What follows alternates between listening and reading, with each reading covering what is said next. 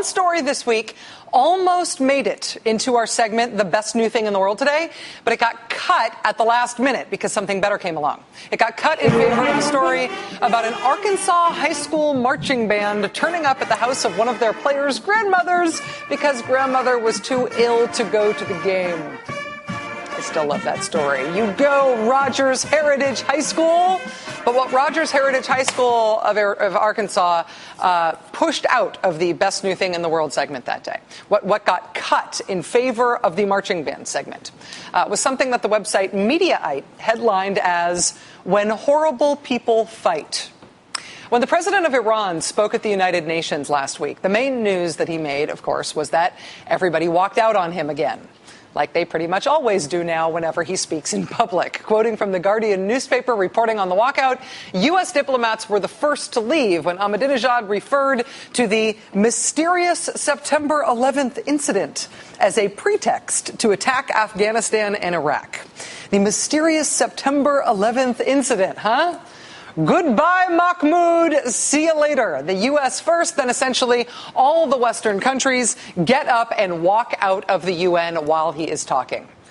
The when horrible people fight part of all this is that the other folks who got very mad at the president of Iran for being a 9/11 truther, for him suggesting that the U.S. government faked 9/11, for him suggesting that Al-Qaeda didn't do 9/11, the other folks who got mad at him about that were Al-Qaeda. Al-Qaeda this week put out the 7th issue of their oddly slick but still poorly translated terrorist quarterly magazine, which is called Inspire.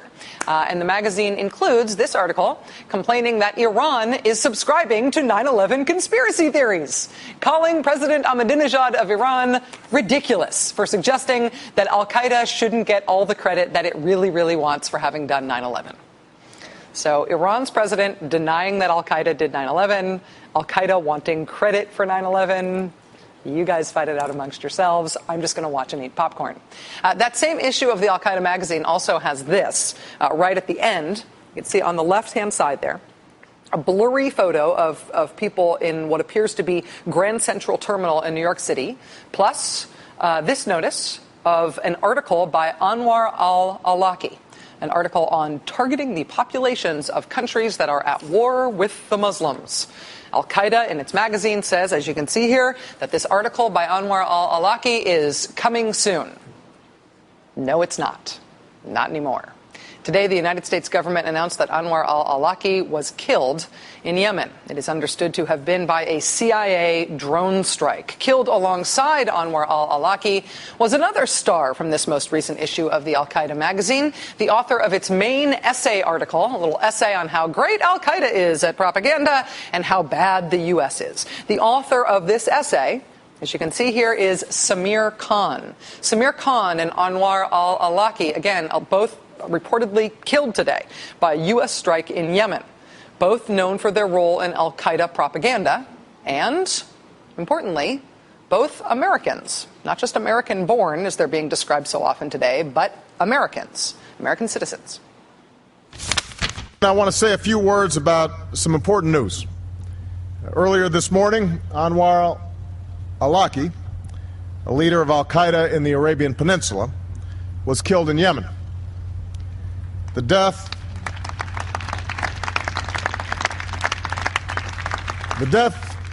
of al-Awlaki is a major blow to Al-Qaeda's most active operational affiliate.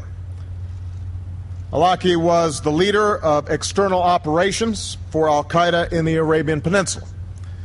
In that role, he took the lead in planning and directing efforts to murder innocent Americans. Just days after the Obama administration announced the death of Osama bin Laden in May of this year, a reported drone strike in Yemen reportedly very nearly killed Anwar al-Awlaki. But today they actually got him. A joint effort between the CIA and Joint Special Operations Command, just as killing Osama bin Laden was. During the 2008 presidential campaign, Republicans turned their typical anti-Democrat soft-on-crime, soft-on-terrorism attack against candidate Barack Obama. They frequently used surrogates like Rudy Giuliani, New York City's mayor on 9/11, to accuse candidate Barack Obama of not having either the experience or the desire to fight al-Qaeda. What I do suggest is that he doesn't have the experience to handle terrorism. I call it a pre-September 11 mentality that he wants to return to. The question is whether this is a man who has what it takes to protect America from Osama bin Laden, al-Qaeda, and other grave threats in the world. And he has given you no reason to answer in the affirmative. And the Democrats want to go back to a pre-September 11 a view of terrorism, what I call being on defense. This is not a realistic approach. Rudy, time has proven that being on offense is better than being on defense. Since Barack Obama was sworn into office in January 2009, here's how that whole defense idea has turned out. In August 2009, U.S. forces killed the top leader of the Pakistani Taliban, a man they'd been hunting down for years.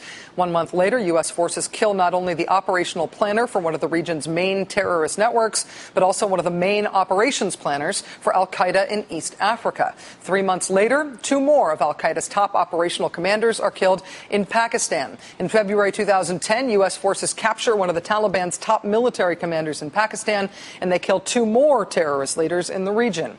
A month later, the Obama administration knocks off 2 more terrorist leaders, one top al-Qaeda operative killed in Pakistan, and the man believed to be behind the 2002 Bali nightclub bombings is killed in Indonesia. 1 month after that, this time in Iraq, U.S. forces killed 2 of the top leaders of al-Qaeda in Iraq. The very next month, an aerial drone strike in the tribal areas of Pakistan kills al-Qaeda's number 3 commander.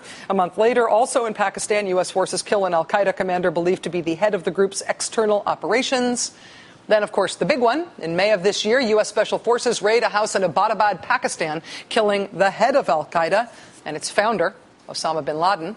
1 month later, U.S. forces put it into overdrive. A Predator drone strike kills one of al-Qaeda's most experienced operational commanders in Pakistan. 3 senior operatives of al-Qaeda in the Arabian Peninsula are killed in Yemen, and one of the senior leaders of al-Qaeda in East Africa is killed in Somalia. 2 months later, a CIA drone strike kills al-Qaeda's number 2 in the mountains of Pakistan. Then earlier this month, al-Qaeda's chief of operations in Pakistan is killed right around the anniversary, the 10-year anniversary of 9/11. And now today, the man who is now being described by the U.S. government as the chief of external operations for al-Qaeda's affiliate in Yemen, the inspirational voice of al-Qaeda in the Arab Peninsula, Anwar al-Awlaki, is killed by a drone strike in Yemen. The question is whether this is a man who has what it takes to protect America from Osama bin Laden, al-Qaeda, and other grave threats in the world. And he has given you no reason to answer in the affirmative. The Democrats want to go back to a pre-September 11 a view of terrorism, what I call being on defense. This is not a realistic approach. Rudy, time has proven that being on offense is better than being on defense. Anwar al-Awlaki may not have been a household name in America the way Osama bin Laden was, but it was not for a lack of trying. The number of plots he's believed to have been involved in was said to have inspired, has been linked to by U.S. officials. That is a very, very long list. The Nigerian national who attempted to blow up an airliner over Detroit on Christmas Day 2009, the young man who hid explosives in his underwear, he later told federal investigators that he received direct instructions from Anwar al-Awlaki during a trip to Yemen the month before the attack. Al-Awlaki is believed to have been in contact with the Army psychiatrist who was arrested after the mass shooting at Fort Hood, Texas, a mass shooting that killed 13 people back in 2009. Intelligence officials reportedly intercepted more than a dozen communications between that Army major and al-Awlaki in the months before the shooting. Officials believe Army Major Nidal Hassan attended some of Awlaki's sermons at a mosque in Virginia. The failed New York City Times Square bomber Faisal Shehzad reportedly told agents who questioned him after that bombing that Awlaki was the one who inspired his actions. The 6 men arrested for plotting to attack Fort Dix in New Jersey in 2007. They were allegedly found to have been in possession of one of Awlaki's sermons. They were also reportedly recorded discussing the importance of Awlaki's call for jihad against America. In October 2010, al-Awlaki allegedly supervised a plot to blow up 2 U.S. cargo planes by detonating explosives that were supposed to be hidden inside ink cartridges. That same year, a British Airlines worker who al-Awlaki is believed to have been in contact with was arrested and convicted of trying to get a bomb on board a plane at London's Heathrow Airport.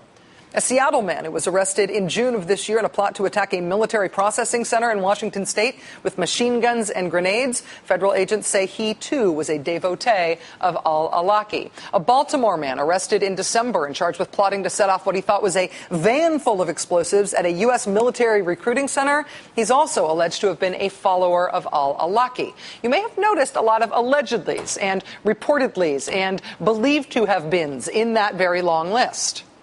Sounds bad to have him associated with all of these things. But in terms of whether or not Anwar al-Awlaki was directly responsible for any of those plots, there are a lot of allegations. But none of those allegations was ever made in court. Yemeni prosecutors did charge al-Awlaki in absentia in Yemen back in November with inciting violence by allegedly sending internet messages to a 19-year-old in Yemen. Awlaki allegedly urged him to kill foreigners. Aside from that, though, being tried in absentia in Yemen, Awlaki was never charged with anything in this country. U.S. officials never attempted to open up an indictment against him.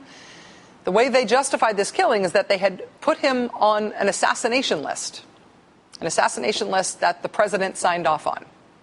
And that was the due process.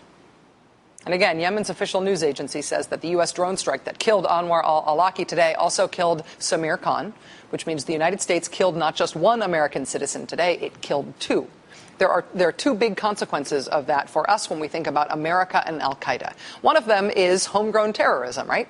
The idea that people who are Americans, people who've not only lived here, but who have all the benefits of American citizenship and all that affords them in terms of access to potential targets in this country, are part of al-Qaeda. It is not a foreign threat. It is a transnational threat, and we are included in that transnational threat. That is consequence one. Consequence two is whether or not having U.S. citizenship should protect you from the kinds of extraordinary tactics that the United States government has used to fight al-Qaeda. Can the United States government choose an American citizen to be executed without ever charging them with anything, without ever proving anything against them, without ever giving them a chance to defend themselves? In April 2010, Anwar al-Awlaki was the first American citizen added to the CIA's kill or capture list of most wanted terrorists. And whether or not you think it is deserved, under what authority did President Obama, or could any president, sign him up to be killed on sight?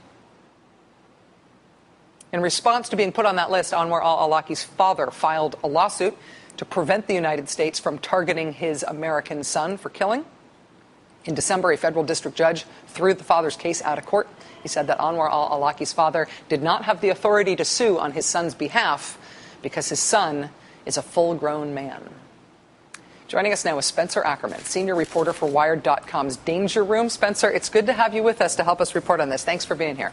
Thanks for having me, Rachel. In the announcement of Awlaki's death today, was there any acknowledgement that the U.S. could be in uncharted legal territory here?